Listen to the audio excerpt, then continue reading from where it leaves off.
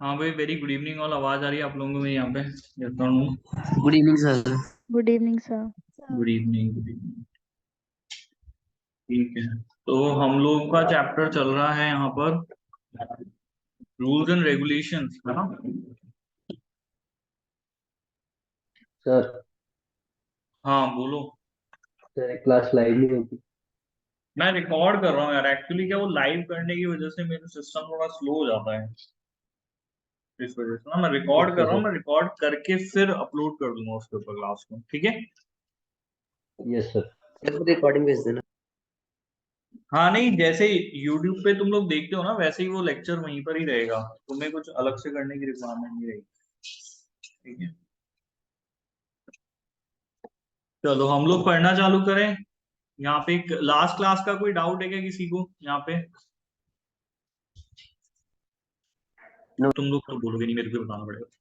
चलो डिस्कशन कर रहे थे हम लोग, बेसिकली रूल्स एंड रेगुलेशंस के बारे में पढ़ रहे थे। कि भाई हमारे रूल्स एंड रेगुलेशंस हैं क्या बेसिकली ना। तो वो हम लोग यहाँ पर देख लेते हैं, एक सेकेंड ना।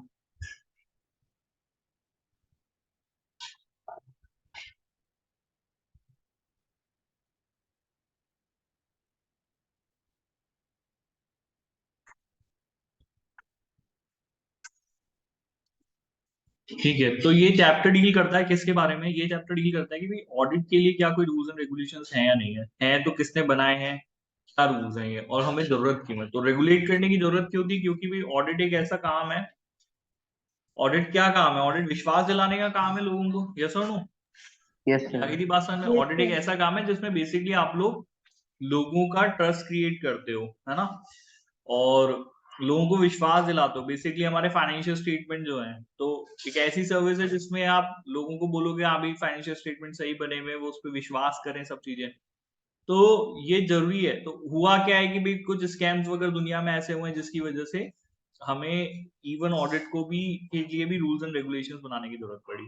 फिर कुछ हमने कानूनों के बारे में पढ़ा था कि भाई यूएसए के अंदर जो है वो सार्बेंसी ऑक्सले एक्ट है। इसके अलावा यूके के अंदर अपना कंपनीज एक्ट 2006 है, जो ऑडिटिंग से डील करता है, रूल्स एंड रेगुलेशंस दिए हुए हैं। और क्या इंडिया में कौन सा है?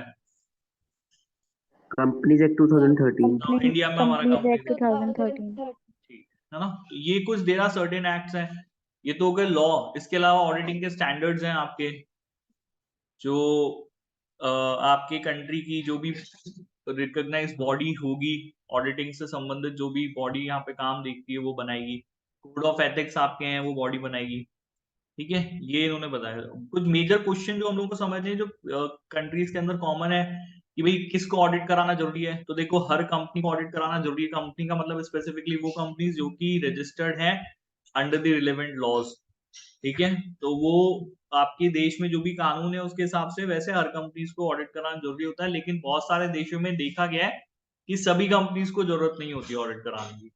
कुछ छोटी कंपनीज ऐसी होती हैं, या फिर ऐसी कंपनीज जो कि owned and manage by one person है, जैसे इंडिया में वन पर्सन कंपनी का कंसेप्ट है।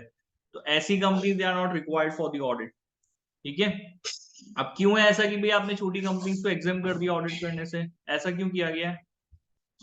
सर वहाँ पर पब्लिक का पैसा नहीं लगा हुआ है।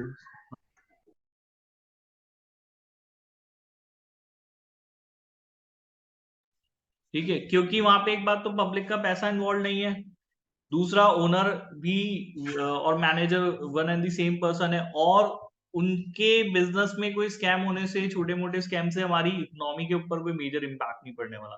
दीज आर सर्टेन रीजन जिस वजह से हमें छोटी कंपनियों की या ऐसी कंपनियों की जो कि मैनेज बाय वन पर्सन है उनकी ऑडिट कराने की जरूरत नहीं है। नेक्स्ट हमारा था कि भाई ऑडिटर कौन व्यक्ति हो सकता है? तो वही व्यक्ति जो रिकॉग्नाइज सुपरवाइजरी बॉडी का मेंबर हो। आपके देश में किसी ना किसी बॉडी को रिकॉग्नाइज किया गया होगा कि भाई आप वो बॉडी है जो ऑडिटिंग के प्रोफेशन को सुपरवाइज करेगी। इंडिया में कौन सी बॉडी है जो सुपरवाइज करती है ऑडिटिंग के प्रोफेशन को? आईसीएआई। आईसीएआई। आईसीआई, दैट हाँ, institute chartered of accountant of India. UK आप चले गए तो एसीसीए हो गया आपका। यूएस से आप चले गए तो सर्टिफाइड प्रोफेशनल एडवोकेट्स वहां पर सीपीएज होते हैं। तो बॉडी जो भी आपकी देश की सरकार जिस भी सुपरवाइजरी बॉडी को रिकॉग्नाइज करती है ऑडिटिंग प्रोफेशन के, उसके सदस्य, उसके member, they are eligible to do the audit. ठीक है, तो यूके के अंदर एज एसीसीए जब आप बन जाओगे, आप एसीसीए जो है वो यूके की रिकॉग्नाइज सुपरवाइजरी बॉडी है, तो आप ऑडिट कर पाओगे। और कई बार ऐसा होता है कि जो स्टेट है, स्टेट का मतलब यहाँ पे सरकारें, गवर्नमेंट, तो गवर्नमेंट कभी कभी डायरेक्टली भी ऑथराइज कर सकती है। इंडिया में क्या होता है ना, जो गवर्नमेंट बॉडीज होती हैं उनकी ऑडिट जो है वो गवर्नमेंट अपने किसी व्यक्ति से कराती है। जो वो जरूरी नहीं है कि वो आईसीआई का मेंबर होगा तभी ऑडिट कर पाएगा, मतलब जरूरी नहीं है कि वो चार्टर्ड अकाउंटेंट होगा। हमारे यहाँ पे सीएजी का नाम सुना है आपने, Controller and Auditor General of India, CAG करके? नहीं सुना सीएजी करके वर्ड आप लोगों ने? No sir. तो सर सीएजी एक अथॉरिटी है हमारे यहाँ पे, जो गवर्नमेंट अथॉरिटी है। तो हमारे यहाँ पे जो गवर्नमेंट बॉडीज होती है ना, जैसे कि इंडियन रेलवेज हो गया, या भारत पेट्रोलियम कॉर्पोरेशन लिमिटेड है, या फिर आपकी इंडियन ऑयल कॉर्पोरेशन लिमिटेड है, तो जो गवर्नमेंट बॉडीज हैं बेसिकली इनकी ऑडिट जो है वो सीएजी इंडिया के अंदर करती है। This is example of someone authorised by the state, तो उसको डायरेक्टली ऑथराइज किया गया है। उसके लिए जरूरी नहीं है सीएजी कोई चार्टर्ड अकाउंटेंट होगा, ऐसा नहीं। क्लियर है, समझ में आ गया यहाँ तक? यस और no? Yes, sir. Yes sir. कौन ऑडिटर नहीं हो सकता? तो मोस्टली देश, अलग अलग देशों में अलग अलग कानून है इसके लिए वहां पर बने हुए हैं, जिनके अंदर स्पेसिफाई किया जा सकता है, किया जाता है कि भाई कौन सा व्यक्ति ऑडिटर नहीं होगा। ठीक है, ये चीज है। And those who have business और पर्सनल कनेक्शन विद देम, तो अगर आपका किसी व्यक्ति के साथ बिजनेस या पर्सनल कनेक्शन है तो आप ऑडिट नहीं करोगे। अच्छा, मैंने कोड ऑफ एथिक्स के बारे में बताया था कि जरूरी नहीं है कि बाय लॉ ही आपके लिए स्पेसिफाई किया जाए कि भाई आप ऑडिट नहीं करोगे। आपके खुद के भी तो एथिक्स होने चाहिए ना। खुद के एथिक्स मतलब आपके खुद के हो नहीं हो, लेकिन हम ऑडिटर्स के लिए कोड है, ये एथिक्स हमारे होने चाहिए। बाय लॉ अगर मान लो मैं ऑडिट कर भी सकता हूं, तो भी किन परिस्थितियों में मुझे ऑडिट नहीं करनी चाहिए। तो मैंने आपको एक सर्टेन एग्जांपल दिया था कि मान लो भाई मेरा कोई दोस्त है जिसका बिजनेस है, अब अगर मैं ऑडिट करने के लिए ऑथोराइज हूं और वो मेरे पास आता है कि यार तुम मेरी कंपनी की ऑडिट कर दो, तो क्या ये ऑडिट मुझे करनी चाहिए नहीं करनी चाहिए? No, sir. नो नहीं सर। करनी चाहिए ना। पर आप देखोगे एज पर लॉ तो मेरे ऊपर कोई बाउंडेशन नहीं है ना, कानून तो मुझे नहीं रोकता, लॉ तो मुझे नहीं कह रहा है, लॉ ने दोस्तों के ऊपर तो रोक नहीं लगाई ऑडिट कराने के लिए।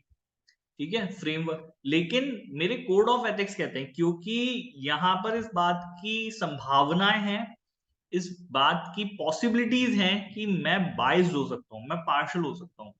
ठीक है, तो इस वजह से मुझे क्या नहीं करनी चाहिए, मुझे ऑडिट नहीं करनी चाहिए। तो यहाँ पर इसका क्वेश्चन का जवाब सिर्फ इतना सा है कि एज पर लॉ देखेंगे कि कौन ऑडिट नहीं कर सकता, और दूसरा फिर हमारे कोड ऑफ एथिक्स होते हैं। आगे समझ में क्लियर है यहाँ पर? यस और no? Yes Yes, sir. sir. Now yes who sir. Appoint the audit? Generally company के शेयर होल्डर्स या फिर उसके सदस्य जो है वो ऑडिटर्स को अपॉइंट करते हैं। इसके अलावा डायरेक्टर्स किस केस में करते हैं?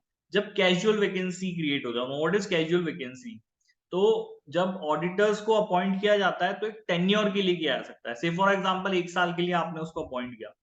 अब कई बार कुछ ऐसे सर्कमस्टांसेस अराइज हो जाते हैं बेटा, जहां पर ऑडिटर बीच में छोड़ के चला गया, तो भाई उसको अपॉइंट तो अपन ने 1 साल के लिए किया था, यस और no? Yes sir. Yes, sir. ठीक है, नाउ वो अगर वो बीच में छोड़ के भाग गया, तो ये वैकेंसी जो क्रिएट हो गई उसकी जगह पे, इसको कैजुअल वैकेंसी अपन टर्म करेंगे, क्योंकि वो अपना टर्म पूरा करके नहीं गया, अपना टेन्योर पूरा करके नहीं गया। तो ऐसी स्थिति में शेयर होल्डर्स या मेंबर्स की जगह डायरेक्टर्स भी कंपनी की कभी कभी क्या करते हैं, यहाँ पर जो है वो अपॉइंट कर देते हैं। क्लियर है, समझ में आ गया? Yes sir. Yes, sir. ठीक है, यस सर। और कई बार जो है जब कंपनी के मेंबर्स ने नहीं किया, डायरेक्टर्स ने नहीं किया, तो स्टेट, स्टेट मतलब मैं फिर से जहां पे यहाँ पे आपको बोल रहा हूँ, स्टेट शब्द का use is for the government, is for the administration of a country. हमारे देश की सरकार के लिए शब्द यूज किया जाता है। स्टेट किसको कहते हैं? जैसे राजस्थान स्टेट है या यूपी स्टेट है, तो ये वो वाला स्टेट नहीं है। ये स्टेट का मतलब क्या है, यहाँ पर गवर्नमेंट हो गया। क्लियरली आ गया समझ में यहाँ पर? यस और नो? Yes sir. Yes, ठीक sir. है, तो स्टेट का मतलब, तो सेक्रेटरी ऑफ द स्टेट मतलब कि जो भी आपकी सरकार को चलाने के लिए व्यक्ति हैं यहाँ पर, जो सेक्रेटरी हैं, वो कई बार यहाँ पे अपॉइंट कर देते हैं ऑडिटर। अच्छा, ये बात अपॉइंटमेंट की हो गई। क्या ऑडिटर को आप हटा सकते हो? हटाया भी जा सकता है भाई, अगर उसको अपॉइंट कर सकते हैं तो हटा भी सकते हैं, लेकिन किन परिस्थितियों में उसको हटाया जाएगा ये जरूरी है। देखो, ऑडिटर का अपॉइंटमेंट किया गया है by the share holders of the company, by the members of the company, तो आप उसको इतनी आसानी से रिमूव नहीं कर सकते। ठीक है। Arrangement for removing the auditor have to be structured in such a way that the auditor sufficiently secure tenure of office to maintain independence of the management. The auditor can be removed if there are doubts about their continuing ability. तो अगर इस बात के ऊपर doubt है कि भाई वो एज अ ऑडिटर उसमें वो एबिलिटी भी रही है या नहीं रही है कि वो ऑडिटर कंटिन्यू कर सके, तभी आप उसको जो है वो हटा सकते हो। तो मैंने आपको एग्जांपल दिया कि भाई मेरे को ऑडिटर अपॉइंट किया गया, अब मान लो कि भाई डायरेक्टर की बेटी पसंद आ गई, बात अच्छी हो गई, शादी हो गई उससे मेरी, तो क्या अब मेरी इंडिपेंडेंस यहाँ पे रही है एज अ ऑडिटर कंटिन्यू करने के लिए? No No, sir. sir. नहीं रही ना, क्योंकि अब मैं उसका रिश्तेदार हो गया, भाई मैं रिलेटिव हो गया। तो अब यहाँ पर जो है मैं एज अ ऑडिटर मेरे को जो क्वालिफिकेशन थी मैं डिस्क्वालिफाइड हो गया हूँ यहाँ पर, तो मैं अब कंटिन्यू नहीं कर सकता, यहाँ पे इंडिपेंडेंसी मेरी सफर हो गई है। तो ऐसे केस में आप क्या कर सकते हैं, ऑडिटर को हटा सकते हैं। जनरली आपको सिंपल मेजोरिटी चाहिए। सिंपल मेजोरिटी का वर्ड मैंने क्या बताया था, 100 में से कितने वोट चाहिए जगह आपको सिंपल मेजोरिटी की बात करते हो तो 51. 51। स्पेशल मेजोरिटी का मतलब 75 और सिंपल मेजोरिटी Yes, का sir. मतलब 51। ये सिंपल सा ध्यान रखना है। हाँ ठीक है। तो सिंपल मेजोरिटी से उसको निकाला जा सकता है। रेजोल्यूशन पास करना, जब जब शब्द यहाँ पे यूज किया गया रेजोल्यूशन, इट मींस वोटिंग, है ना, कोई वोट करके कोई डिसीजन लिया गया, तो रेजोल्यूशन आप पास कर सकते हैं। ठीक है, ये हमने पढ़ लिया था। अच्छा, ये बात हो गई हटाने की। क्या ऑडिटर खुद भी छोड़ सकता है? यस, ऑडिटर की अपनी इच्छा है, वो रिजाइन कर सकता है। अगर मैनेजमेंट के साथ काम करना मुश्किल हो गया है, डिफिकल्ट हो गया है, ऐसे सर्कमस्टांसेस हैं, ऐसी परिस्थितियां आ गई हैं कि नहीं बन रही उसकी, या उसको लग रहा है कि मैनेजमेंट उसको काम नहीं करने दे रहा है, उसको कॉपरेट नहीं कर रहा है, तो ऐसे केसेस में जो है वो छोड़ सकता है। लेकिन अगर कोई ऑडिटर की पोस्ट से रिजाइन करता है, तो ऐसे सर्कमस्टांस में you will going to communicate with the relevant authorities, है ना। आपको रिलेवेंट अथॉरिटीज को कम्युनिकेट करना पड़ेगा। जैसे इंडिया के अंदर जब कोई ऑडिटर अगर रिजाइन कर रहा है, तो मिनिस्ट्री ऑफ कॉर्पोरेट अफेयर्स का मंत्रालय है, और जो हमारी आईसीआई बॉडी है, that is recognise supervisory body जो है, आपको दोनों को बताना पड़ेगा कि भाई मैं ये सर्कमस्टांसेस थे जिस वजह से मैंने यहाँ पर छोड़ा। और एज अ एसीसी आपको अपनी एसीसी, अगर जब आप तो आप एसीसी को आपको इन्फॉर्म करना पड़ेगा कि भाई हम यहाँ पर छोड़ रहे हैं। आगे समझ में क्लियर है यहाँ पे, यस और no? Yes, sir. Yes sir. Yes, ठीक sir. है।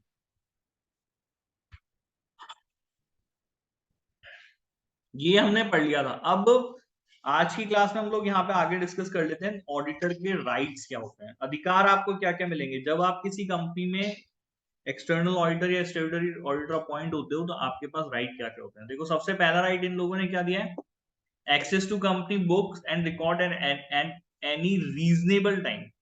तो रीजनेबल टाइम पे मेरे पास कंपनी की बुक्स, अच्छा एक किन बुक्स की बात कर रहे हैं यहाँ पर, financial related to accounting, accountant से संबंधित किताबें जो आप मेंटेन करते हो, बुक्स आप जो मेंटेन करते हो, जो उनके लेजर बुक होगी, जो उनके इनवॉइसेस होंगे, है ना, तो अकाउंटिंग से संबंधित कोई एक्सपेंडिचर का उनका कोई बुक्स अगर वो है, और रिकॉर्ड्स, तो उनको आप रीजनेबल टाइम का मतलब होता है ऑफिस टाइम पे। अब रात को 12 बजे तो उठा के आप नहीं बोलोगे कि भाई मेरे को आप दिखाओ। ऑफिस टाइम में आपके पास उन सभी बुक्स का और रिकॉर्ड का एक्सेस रहता है, ये आपका राइट है। आगे समझ में क्लियर है यहाँ पे, यस और नो, सिंपल सी चीज है। Yes Yes, sir. sir. ठीक है, इसके अलावा आप उनसे इंफॉर्मेशन और एक्सप्लेनेशन मांग सकते हो। आपको कोई डाउट है या आपको लग रहा है कि कोई गलती हुई है, कोई फ्रॉड यहाँ पे किया जा रहा है, तो आप मांगना चाहते हो अगर एक्सप्लेनेशन, तो आपका क्लाइंट या आपकी कंपनी आपको एक्सप्लेनेशन देगी कि भाई ऐसा क्यों हुआ है, या कोई एक्सपेंडिचर जो उसको समझ में नहीं आ रहा, तो वो आपको एक्सप्लेन करना पड़ेगा। ठीक है। To receive notice of and attend any general meeting of the members, तो मेंबर्स से मतलब है जो शेयर होल्डर्स है, अगर उनकी मीटिंग है तो उस मीटिंग को अटेंड करने का आपके पास भी राइट है, और उस मीटिंग से संबंधित नोटिस आपको प्राप्त करने का अधिकार है, राइट है आपके पास। कंपनी जब नोटिस भेजेगी कि भाई हम मेंबर्स की जनरल मीटिंग कॉल कर रहे हैं, तो उस मीटिंग का नोटिस आपको भी आएगा। ये भी समझ में आ गया, सिंपल है। Yes sir. आप अगर उस मीटिंग में कुछ बोलना चाहते हो तो आपके पास राइट है, आप खड़े होकर बोल सकते हो। To receive copy of any written resolutions of the company, और कंपनी अगर उस मीटिंग के अंदर कोई रेजोल्यूशन जो है वो यहाँ पे प्रपोज कर रही है, तो उस रेजोल्यूशन की कॉपी आपको भी मिलेगी। ये आपके अधिकार हो गए।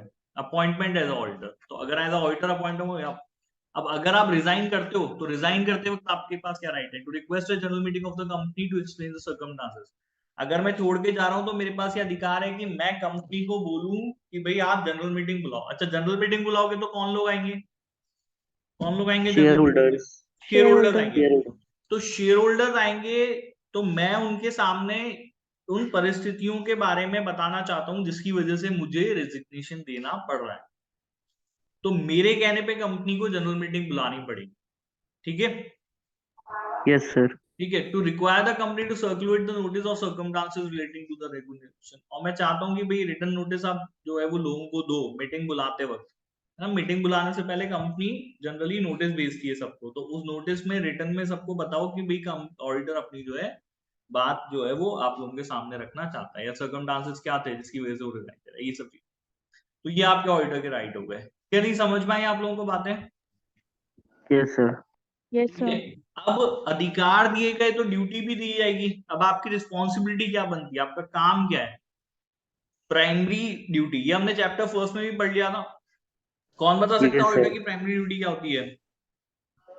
फाइनेंशियल स्टेटमेंट के ऊपर अपना टू फेयर रिव्यू देना।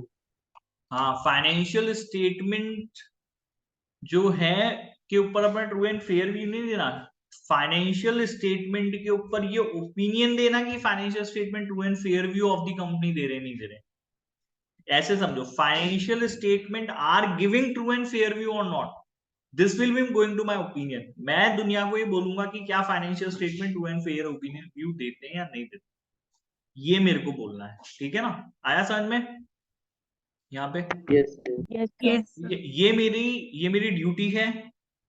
एडिशनल रिपोर्टिंग रिस्पॉन्सिबिलिटीज आ जाती हैं बाय लोकल नेशनल लॉ। अब अगर आपके देश के कानून में कुछ एडिशनल रिपोर्टिंग रिस्पॉन्सिबिलिटीज आपकी बनती हैं तो वो होगा, क्योंकि अब एसीसीए के अंदर ये बुक है वो स्पेसिफिकली किसी कंट्री को लेकर के नहीं बनाई गई है। हालांकि यूके का लॉ कोड किया गया है, लेकिन फिर भी एज इंटरनेशनल लेवल पे लोग जाके पढ़ाते हैं ना, क्योंकि कई सारे देशों में एसीसी ऑथराइज है ये सब काम करने के लिए, ऑडिटिंग हो गया, ये सब चीजें, तो वो रिलेवेंट कंट्री के लॉ को कोट नहीं करते। ठीक है। अब अगर आप जैसे सीए की पढ़ाई कर रहे होते तो फिर कंपनीज एक्ट बहुत ज्यादा आ जाती है इसमें, फिर वो स्पेसिफिकली पढ़ना पड़ता कौन सा सेक्शन है, क्या है, वो सब चीजों। आया समझ में? क्लियर है यहाँ तक? यस और no? Yes sir. Yes, sir. Next हम लोग बात कर लेते हैं इंटरनेशनल लेवल पे क्या रेगुलेशन बना हुआ है। देश का कानून तो आपका जो है इंटरनेशनल लेवल पे रेगुलेशन क्या है? तो देखो, सबसे पहली चीज जो है वो इंटरनेशनल लेवल पे वो एक बनी हुई है फेडरेशन। फेडरेशन वर्ड का मतलब समझते हो? फेडरेशन क्या होती है? यूनियन आप बोल सकते हो वैसे तो। What is federation? Federation means union, संगठन हिंदी में हम बोलेंगे। किन लोगों का संगठन है, किन लोगों की फेडरेशन है? कंट्रीज का यूनियन है। अलग अलग देशों ने मिलकर के इस फेडरेशन को बनाया है। स्पेशली यूएस और यूके की अगर अपन बात करें, मेजर तो है पर बाकी, India is also member to the आईफैक्ट। हमारा जो देश है वो भी आईफैक्ट का सदस्य है। तो इंटरनेशनल लेवल पे एक बॉडी है, जैसे कि यूनाइटेड नेशन है, हमारा यूएन है, और वर्ल्ड ट्रेड ऑर्गेनाइजेशन है। वैसे अकाउंटिंग को लेकर के और ऑडिटिंग को लेकर के एक अलग से एक इंडिपेंडेंट फेडरेशन है जिसको आईफैक्ट बोलते हैं, इंटरनेशनल फेडरेशन ऑफ अकाउंटेंट्स। आया समझ में क्लियर आईफैक्ट के बारे में?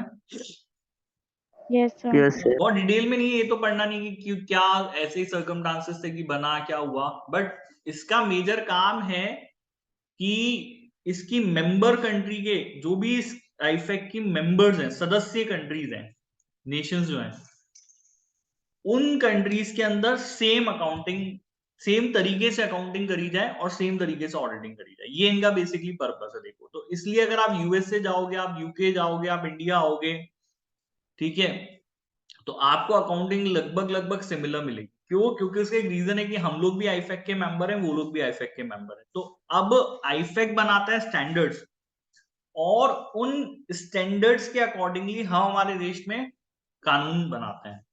तो हमारे देश में तो कोई कंपनी या कोई बिजनेस अकाउंटिंग कैसे करेगा, ये तो हमारे देश का ही लॉ बताएगा ना। यस और नो? Yes sir. ये तो हमारे देश का ही लॉ बताएगा। इंडिया में कोई बिजनेसमैन कैसे अपनी अकाउंटिंग करेगा, क्या होगा, ऑडिटिंग कैसे होगी, कौन करेगा कौन नहीं करेगा, ये सब चीजें हमारे लॉ है। बट इन लॉज को जो बनाया जाता है इनको आईफेक की पॉलिसीज के बेसिस पे बनाया था, क्योंकि हम मेंबर हैं तो हमने उनके साथ देखो कसम खाई है कि भाई हमने उनके साथ प्रॉमिस किया है, एग्रीमेंट किया कि भाई आपके हिसाब से हम लोग काम करेंगे, तो वो लोग जो बनाते हैं उसको फिर हम यहाँ पे लॉ के थ्रू इम्प्लीमेंट करा देते हैं। इस तरीके से होता है। आया समझ में? क्लियर है यहाँ पे? यस और no? Yes sir. Yes, sir. ठीक है। नाउ अब इसके अंदर भी आईफेक के अंदर भी और दूसरी बॉडीज हैं। एक है IESBA कोड ऑफ एथिक्स। देखो IESBA का फुल फॉर्म क्या है? IESBA का फुल फॉर्म है इंटरनेशनल, एक सेकेंड ना,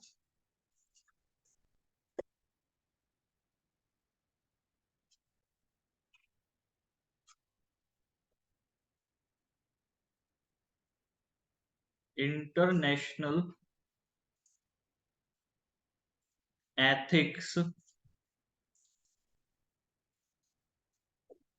स्टैंडर्ड्स बोर्ड। ठीक है, फॉर अकाउंटेंट्स, ये इसका फुल फॉर्म है। ये चीज ध्यान रखना, international ethics standard board for accountants. ठीक है, तो एथिकल स्टैंडर्ड इंटरनेशनल लेवल पे बेसिकली वो हमारा ये IESBA बनाता है, जो बाद में फिर नेशन, जो मेंबर नेशंस है वो बाद में फिर जो है वो अडॉप्ट कर लेते हैं। ठीक है, समझ में आ गया यहाँ पर? यस सुनो। Yes sir. Yes, और sir. इसी के साथ साथ इसके पास IAASB भी एक बोर्ड और है। ये तो बोर्ड ऑफ एथिक्स हो गया इनका, और एक बोर्ड है जो ऑडिटिंग और अश्योरेंस स्टैंडर्ड बोर्ड्स यहाँ पे डेवलप करता है। अब इसके अंदर 37 स्टैंडर्ड्स इन लोगों ने बोला ना कि 37 इंटरनेशनल स्टैंडर्ड्स जो है वो बनाए गए हैं, और 2 क्वालिटी मैनेजमेंट को लेकर के स्टैंडर्ड इन लोगों ने बनाए। तो अभी जो ये पूरी हम लोग ऑडिट पढ़ेंगे ना, उनमें 37 स्टैंडर्ड्स के बारे में ही पढ़ेंगे और कुछ नहीं है। International standards on auditing. ठीक है, यही 37 स्टैंडर्ड्स हम लोगों को पढ़ना है सिलेबस में। आया समझ में? क्लियर है यहाँ पे? यस और नो ये चीज? Yes sir. Yes, sir. यही 37 स्टैंडर्ड हम लोगों को यहाँ पे पढ़ना है। और क्या दिया है इन्होंने यहाँ पर? ठीक है, The International Federation of Accountant is the global organization for the accountancy profession. IFAC promote international regulation of the accountancy and profession by ensuring minimum requirement for accountancy qualification, post qualification experience, guidance on the accounting, and assurance for the accountants around the world. There will be a greater public confidence in the profession as a whole. International standards on auditing. One of the subsidiary board of IFAC is the International Audit and Assurance Standard Board. It is the IASB's responsibility to develop and promote international standards on auditing. ये बात मैंने आपको समझा दी। कोई doubt यहाँ तक हो तो बताइए। No sir. ठीक है, करंटली 37 IAS हैं, ये मैंने आपको बता दिया, और 2 इंटरनेशनल स्टैंडर्ड्स हैं क्वालिटी मैनेजमेंट पे। सभी आपको एग्जामिन नहीं करने हैं syllabus. A list of examinable document is available on the ECCA। ठीक है, तो इनके नाम और नंबर याद करने की तो जरूरत नहीं है, लेकिन आपको इन समझ में आने चाहिए स्टैंडर्ड्स हैं क्या, और आपको इनके प्रिंसिपल्स जो सिद्धांत ये देते हैं, जो प्रिंसिपल ये देते हैं, वो आपको अप्लाई करने आने चाहिए। क्लियरली समझ में आ गया यहाँ तक? ये मतलब जो हमारा ऑडिट हम लोग पढ़ रहे हैं ना, उसके बारे में उन्होंने बोला कि आपको नाम और नंबर याद नहीं हो वो कोई बात नहीं है, लेकिन उन 37 IAS के अंदर क्या प्रिंसिपल्स दिए गए वो आपको पता होने चाहिए, वो अप्लाई करने आने चाहिए। इनका मेनली ऑडिट का सिलेबस पढ़ाने का हमको मतलब यही ऑब्जेक्टिव है। आया बेटा समझ में आता है? यस और no? Yes sir. Yes, sir. ठीक है, नेक्स्ट ये कहते हैं कि भाई अब देख लेते हैं हमारे फीचर्स क्या क्या इंटरनेशनल स्टैंडर्ड ऑफ ऑडिट। तो देखो, ये जो है ना, ये इंटरनेशनल स्टैंडर्ड ऑफ ऑडिट, ये बेसिकली हम ऑडिटर्स को हमारा काम करने का तरीका बताते हैं।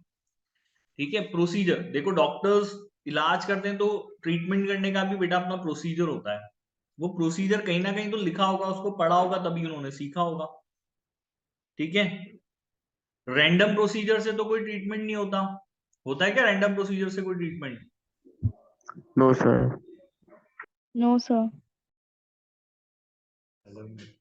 तो रैंडम प्रोसीजर से कुछ नहीं होता। अभी कोविड भी आया तो आपको पता होगा कि वर्ल्ड हेल्थ ऑर्गेनाइजेशन जो है वो प्रोसीजर सेटअप करती थी कि पूरी दुनिया में डॉक्टर्स जो है वो क्या प्रोसीजर्स लेंगे, क्या गाइडलाइन को फॉलो करनी करते थे वर्ल्ड हेल्थ ऑर्गेनाइजेशन।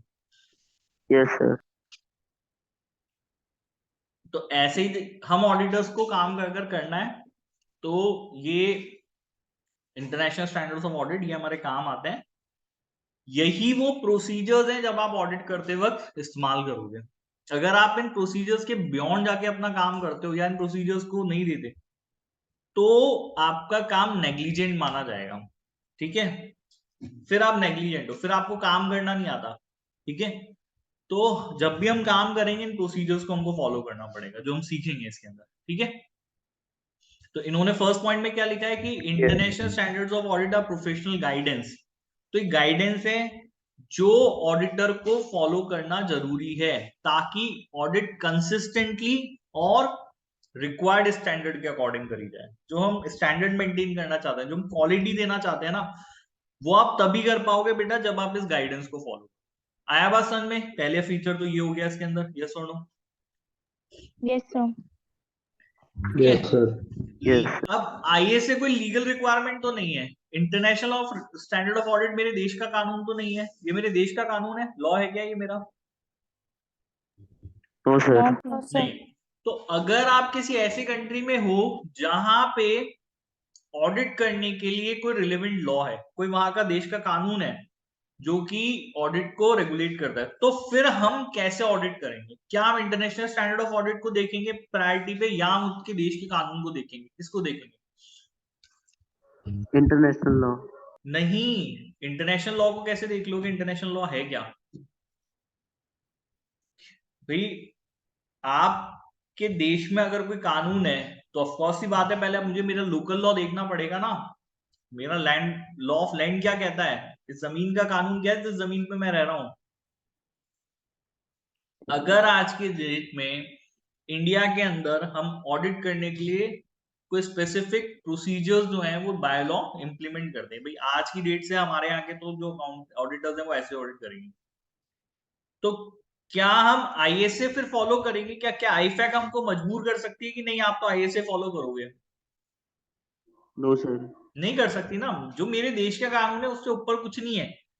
तो आईएसए के साथ भी, अब ये फीचर आप इसका बोलोगे या कमजोरी बोलोगे, कुछ भी बोलोगे, तो आईएसए कोई लीगल रिक्वायरमेंट नहीं है। अगर देश का कानून है तो पहले देश का कानून है, वही प्रोसीजर पहले फॉलो किए जाएंगे। इंटरनेशनल स्टैंडर्ड्स ऑफ ऑडिट फिर जो है वो बात की बात हो जाएगी, पहले तो आपको लोकल लॉ ध्यान देना। आया बेटा समझ में? क्लियर है यहाँ पे? Yes, sir.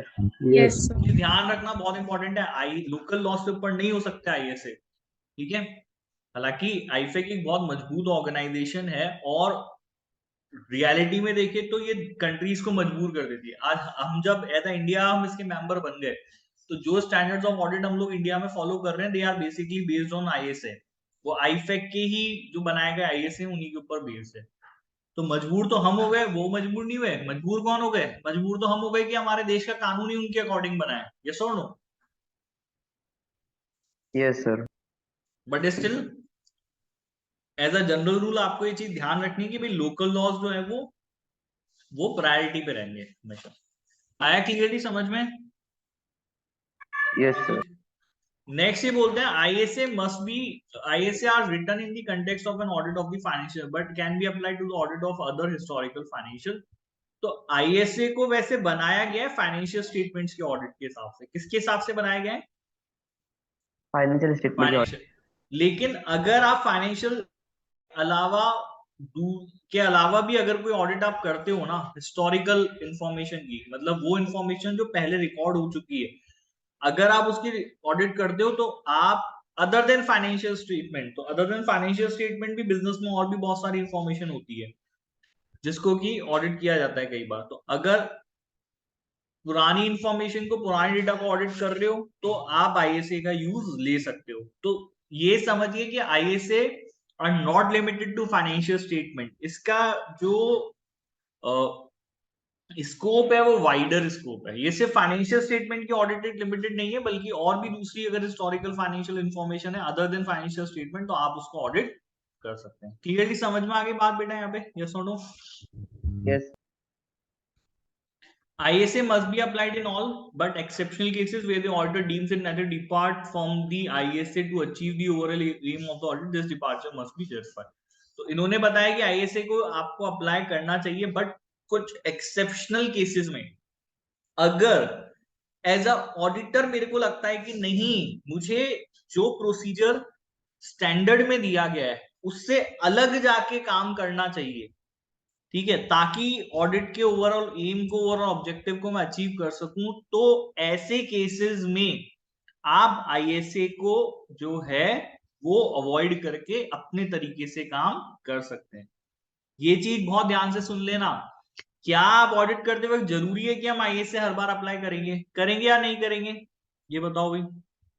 तो इन्होंने क्या जवाब दिया कि देखो, करना तो आपको चाहिए, लेकिन कुछ एक्सेप्शनल केसेस हो सकते हैं, कुछ ऐसी परिस्थिति हो सकती है जब ऑडिटर को लग रहा है कि नहीं यार, मैं अगर स्टैंडर्ड को पकड़ के चलूंगा ना, प्रोसीजर को, तो ऑडिट जो है वो कर नहीं पाऊंगा ढंग से, अपना ओपिनियन सही से नहीं दे पाऊंगा।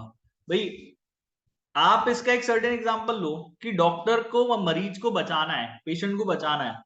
अब जो प्रोसीजर उसने सीखा अपने कॉलेज में, वो प्रोसीजर यहाँ पर काम नहीं आ रहा, तो क्या डॉक्टर मरीज को, अपने पेशेंट को बचाने के लिए उस प्रोसीजर से हट करके भी कुछ कर सकता है? नहीं कर सकता। अल्टीमेटली तो उसको, पेशेंट को बचाना है ना। तो वो कुछ भी करे, अगर बचाने के लिए नई स्टैंडर्ड से हो रहा तो फिर दूसरा कुछ करेंगे, यस और नो, तो दूसरा कुछ निकालेंगे कि भाई ठीक है, अल्टीमेटली बचाना तो मेरे को जो है वो पेशेंट को ही है। ऐसे ही करोगे ना कि नहीं नहीं भाई, मरता है तो मरने दो, हम तो प्रोसीजर से डिपार्ट नहीं करेंगे, ऐसा तो नहीं होगा। No sir. तो मेरे को भी तो मेरा ओपिनियन देना है कि financial statement true and fair नहीं है, कि है या नहीं है, ट्रू एंड फेयर व्यू का एग्जीबिशन करते हैं या नहीं है। तो अगर मुझे लग रहा है यार मैं अपना ओपिनियन नहीं दे पाऊंगा अगर मैं प्रोसीजर्स को पकड़ के रखूंगा, तो it is a circumstance where I have to adopt a different procedure from the ISA.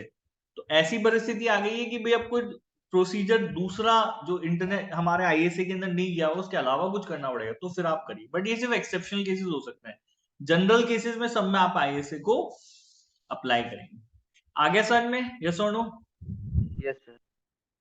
ये बोल, ISAs contain basic principles and requirement followed by application of the explanatory material to aid the auditor on how to follow the requirement। बाकी और कुछ है नहीं। ISA के अंदर basic principles हैं, रिक्वायरमेंट है, followed by application and other explanatory material. तो आपको उसके अंदर एप्लीकेशन, अदर एक्सप्लेनेटरी मटेरियल मिलेगा जो ऑडिटर को मदद करता है कि कैसे आप इन रिक्वायरमेंट्स को फॉलो करेंगे। आ गया भाई समझ में, यस और नो? यस यहाँ पे तो आपको बेसिक प्रिंसिपल और रिक्वायरमेंट के अलावा एप्लीकेशन कैसे करना है और एक्सप्लेनेटरी मटेरियल ये भी आपको मिलेगा आईएसए के अंदर, जिससे आपको समझ में आएगा कि भाई बेसिक प्रिंसिपल और रिक्वायरमेंट्स को कैसे हम लोग फॉलो करें। आ गया 5 ही हमारी सिंपल सी जो है वो फीचर्स दिए गए हैं। क्या क्या फीचर्स हैं एक बार मैं फिर से बताता हूँ। आईएसए आपकी प्रोफेशनल गाइडलाइंस हैं जो ऑडिटर को ऑडिट परफॉर्म करते वक्त फॉलो करनी चाहिए, ताकि उसकी ऑडिट में कंसिस्टेंसी आए और स्टैंडर्ड वो मेंटेन कर पाए रिक्वायर्ड। आईएसए आपकी लीगल रिक्वायरमेंट नहीं है। अगर आपके देश का कानून है, लोकल लॉ है, तो लोकल लॉ को फॉलो किया जाएगा, ना कि आईएसए को फॉलो किया जाएगा। आईएसए को हमने फाइनेंशियल स्टेटमेंट की ऑडिट्स के लिए लिखा गया है, लेकिन फिर भी अगर आप अदर देन फाइनेंशियल स्टेटमेंट की ऑडिट करते हो, कोई दूसरी अदर हिस्टोरिकल फाइनेंशियल इंफॉर्मेशन अगर आप ऑडिट करते हो, तो आईएसए को वहां पर भी अप्लाई किया जा सकता है।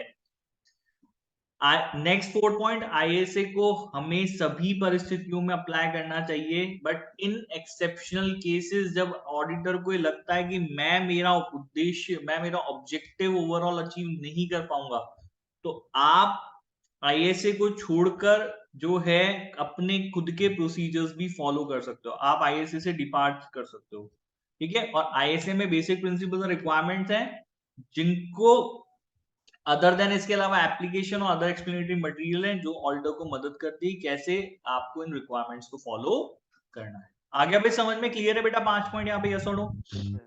Yes sir.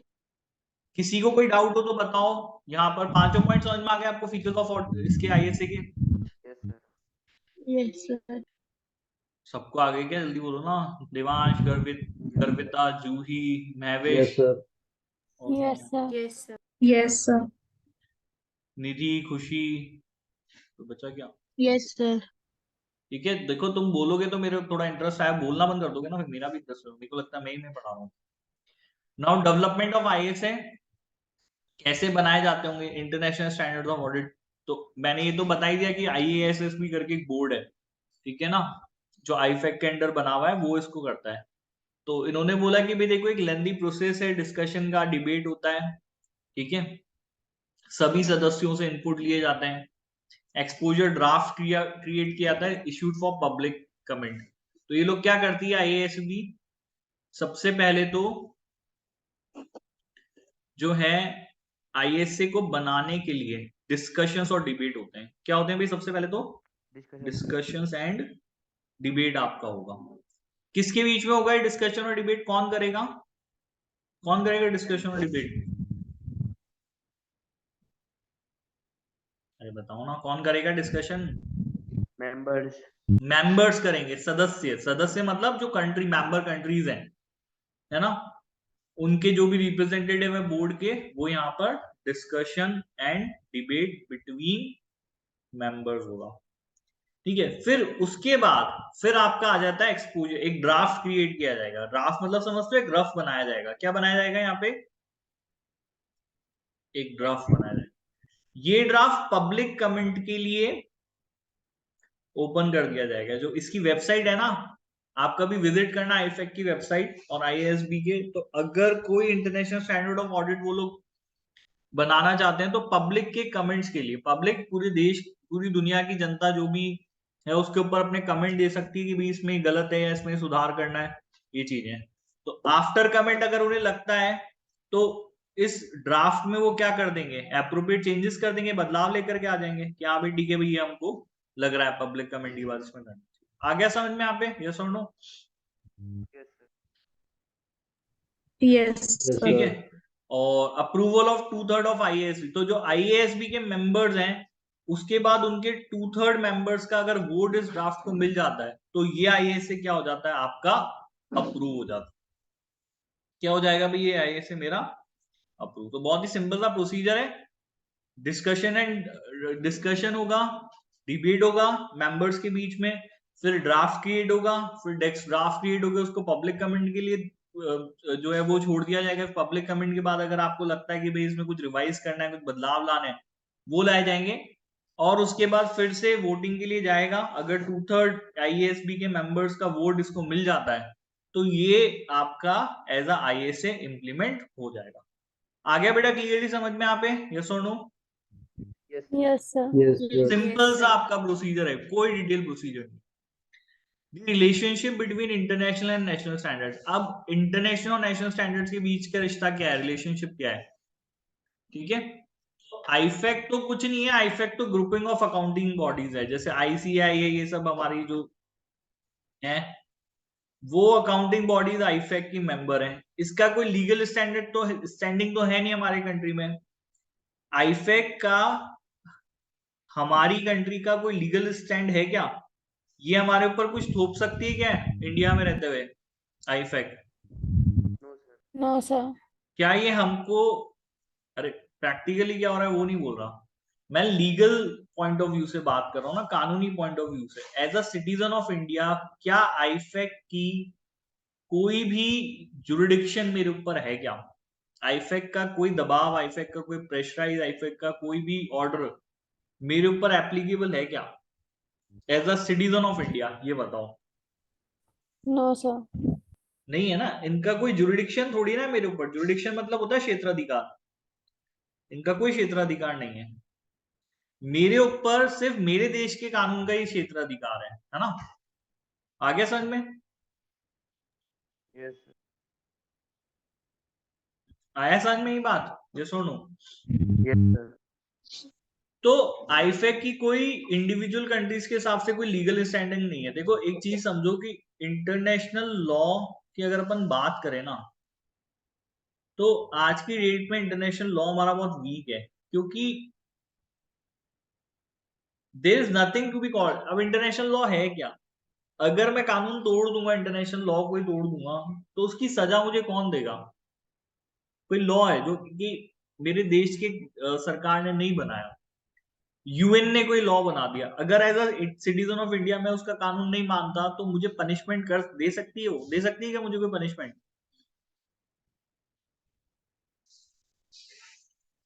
बताओ ना, तुम्हें लगता है कि तुम यूएन के किसी बनाए हुए कानून को तोड़ दोगे तो यूएन तुम्हें पनिशमेंट दे देगी? No sir. No, नहीं दे sir. सकती ना। Ultimately there is no parity. Parity मतलब होता है कि भाई मेरे देश और यूएन की ऐसी कोई अंडरस्टैंडिंग नहीं है कि जिसमें कि यूएन मेरे को पनिशमेंट दे दे, ठीक है। What UN can do, UN मेरी देश को बोल सकती है कि भाई आप ऐसा कानून बनाओ। तो अगर मेरी कंट्री ने वैसा कानून बना लिया, now if I am breaching the law, अब अगर मैं उस देश के अपने देश के कानून को तोड़ रहा हूं तो यूएन पनिशमेंट दे नहीं दे, लेकिन मेरी देश की सरकार तो मुझे पनिश कर सकती है। तो कर सकती है पनिश मेरे को, यस और no? Yes, sir. Yes, sir. ठीक है। ये चीज इन लोगों ने समझाने की आपको कोशिश की और कुछ नहीं किया इन्होंने। तो इन्होंने बोला कि आईफैक्ट जो है वो बेसिकली सिर्फ और सिर्फ अकाउंटिंग बॉडीज का बेटा ग्रुप है और उसकी अपनी कोई लीगल स्टैंडिंग नहीं है इंडिविजुअल कंट्रीज।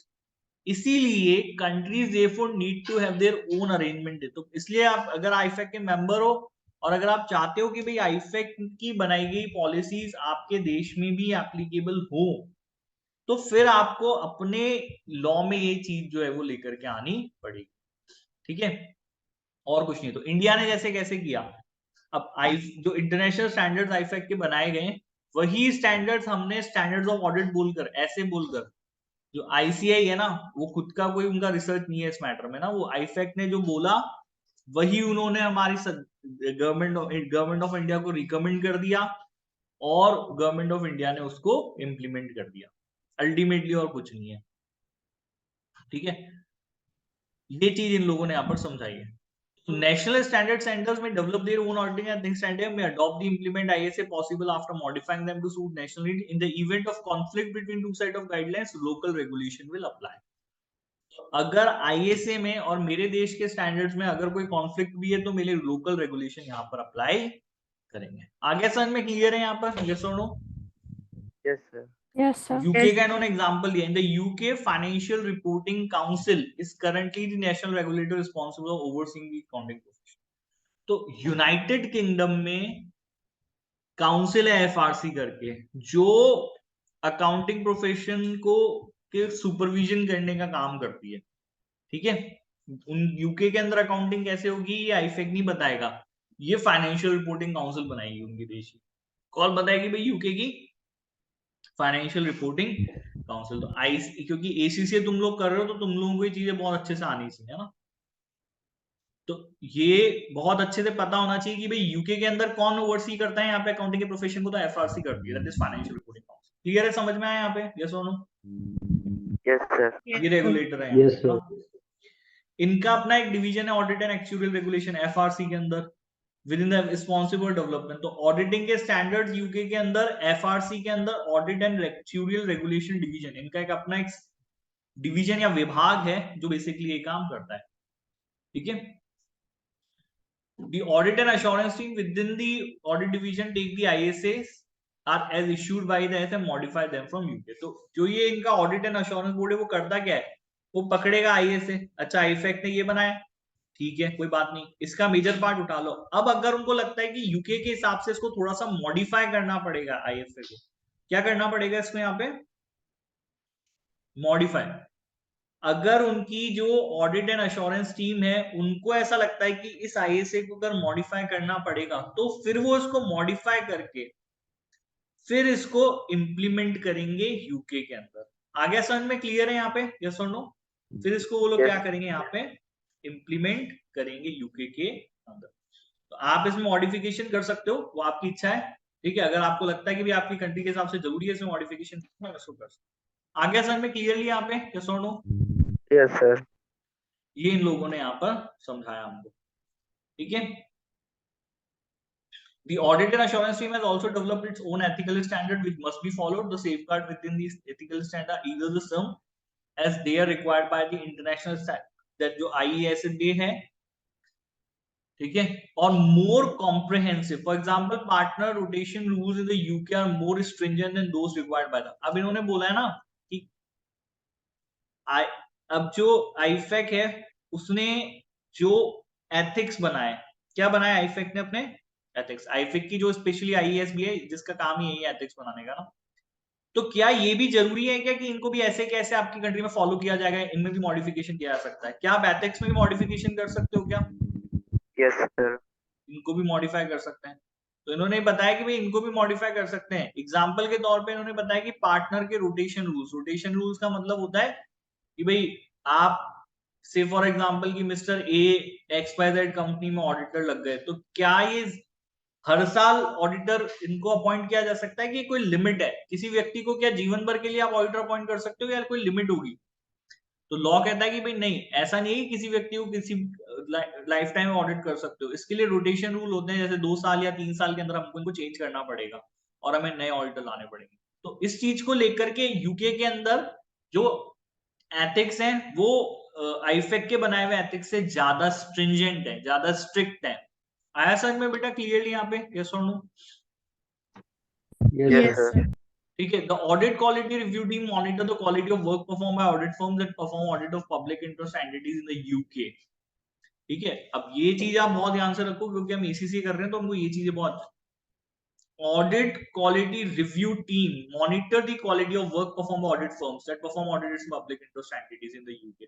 तो यूके के अंदर क्या होता है, एक AQR टीम है, ठीक है, और ये क्या मॉनिटर करती है भाई?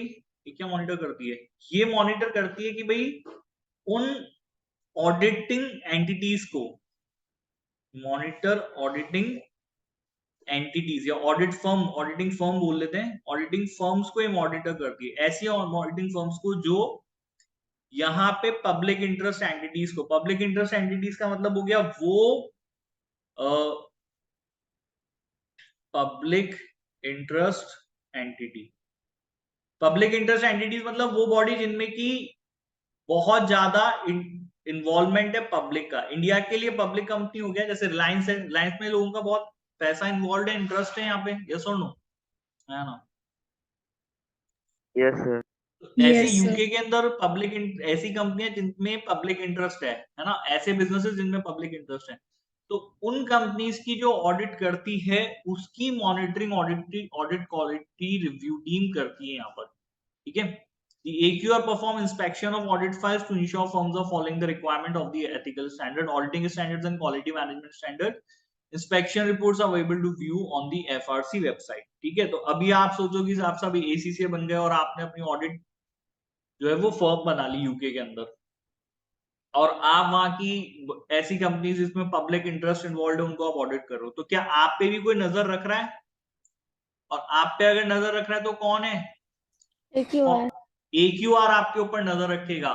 वो हो सकता है आपका इंस्पेक्शन करने आ जाए, क्या कर रहे हो भाई, कैसे ऑडिट कर रहे हो, ये सब चीजें वो आपके ऊपर नजर रख रहा है। यही यूके के अंदर है। The accountancy profession in the UK is therefore primarily self-regulated with the little government involvement in the regulation of the accountancy firm. ठीक है, हालांकि आप अकाउंटिंग के अंदर इतना नहीं है, ऑडिटिंग में जितना है। At the time of writing, the FRC is in transition to new regulatory authority, the Audit Reporting and Governance Authority. The action is being taken in response to a number of high-profile accounting irregularities over recent years, such as Carillon and Patisserie Valire. The UK government ordered a review of the regulatory system, which recommended the introduction of new regulator. The FRC was criticized for being too close to those that it's supposed to regulate, creating a conflict of interest, resulting in an ineffective regulatory system. It is expected that ARGA will be more proactive in taking action against the firms who fail to uphold the reputation of profession. अब FRC का भी भैया time खत्म होने वाला है, ये कह रहे हैं। ठीक है, FRC अपना काम अच्छे से नहीं कर रहा, ये एलिगेशन इन्होंने लगाया है। क्यों लगाया? क्योंकि भाई कुछ high profile accounting irregularities UK के अंदर मिली है कुछ कंपनीज के अंदर। तो ये तो तभी हुआ होगा ना, ऑडिटर ने अपना काम अच्छे से नहीं किया, फिर ऑडिटर को चेक करने वाली FRC भी अपना काम नहीं कर रही, तभी तो ये सब चीजें हो रही हैं। यस और नो? तभी तो होगा ये। स्कैम कैसे होंगे? तभी तो होंगे ना। यस और नो? पकड़ने वाले को भी पकड़ने वाला Yes, नहीं sir. पकड़ेगा। Yes, sir. ऐसा है। ठीक है, जैसे इंडिया में पुलिस के ऊपर करप्शन के चार्जेस लगते हैं और एंटी करप्शन ब्यूरो जो है, अगर करप्शन को लेकर के इन्वेस्टिगेशन अच्छे से नहीं करती है, तो फिर क्या होगा उसका अल्टीमेट रिजल्ट? इंडिया में करप्शन को पकड़ने के लिए एंटी करप्शन ब्यूरो है हमारे पास, ठीक है, और जो है तो पुलिस वाले जिनका काम है इन्वेस्टिगेट करना, तो अगर कोई क्राइम होता है तो पुलिस वाले उस क्राइम को रोकने की कोशिश करेंगे, लेकिन अगर उन्होंने पैसा खा लिया और एंटी करप्शन ब्यूरो को काम करना चाहिए था कि भाई वो पुलिस वाले पैसा ना खाएं, उन्होंने अपना काम अच्छे से नहीं किया, तो फिर हमारे देश में क्राइम बढ़ेगा ही सही, वो कम नहीं हो सकता। बढ़ेगा कम होगा? बढ़ेगा। बढ़ेगा, है ना, ये जी।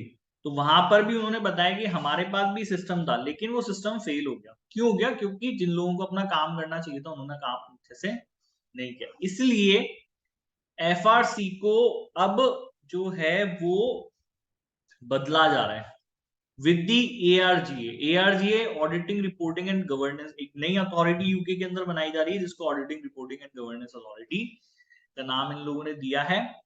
And soon it will replace the FRC, और जल्दी ये एफआरसी को क्या कर देगी? रिप्लेस कर देगी, और ज्यादा प्रोएक्टिव होगी एक्शन लेने में। आ गया भाई समझ में? क्लियर है यहाँ पे? यस और नो? Yes sir. ठीक है, यस सर।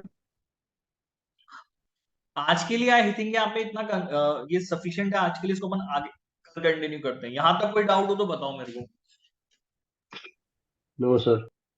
नहीं है, एक बार इसको आप पढ़ लेना, फिर कल इसको फर्दर डिस्कशन करेंगे हम लोग। हो सकता है कल मैं कुछ पूछ भी लूं, तो इसलिए मैं कह रहा हूँ ज्यादा बचा नहीं है वैसे चैप्टर, तो मतलब मुश्किल से 15-20 मिनट के लिए चैप्टर कंप्लीट हो जाएगा, फिर अपन कुछ क्वेश्चन सॉल्व करेंगे, ठीक है? तो पढ़ के आना थोड़ा सा चैप्टर का। और कोई डाउट हो और कोई परेशानी हो तो बताओ मेरे को। आ रहा है समझ में आप लोगों को यहाँ पे? Clear? Yes sir. Yes sir. चलिए ठीक है, फिर खत्म करें आज की क्लास यहाँ पे। अरे करें नहीं करें, हाँ है ना? Yes sir. चलो ठीक है, बाय, गुड नाइट।